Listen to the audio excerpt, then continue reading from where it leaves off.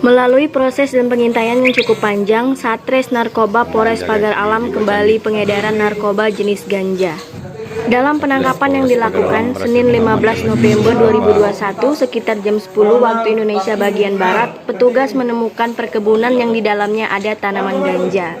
Selain menemukan ladang ganja, petugas mengamankan tersangka FD bin Samsul warga Jumberjaya, Kecamatan Dempo Tengah, Kota Pagar Alam.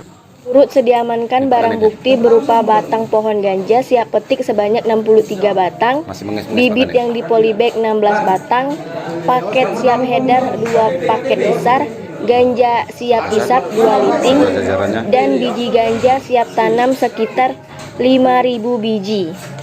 Polres Pagar Alam AKBP Arif Arsono SASIK menjelaskan penangkapan ini berhasil diungkapkan dengan proses yang panjang. Dia, jajaran Polres Pagar Alam tidak akan berhenti untuk melawan dan menerangi narkoba khususnya di wilayah hukum Polres Pagar Alam.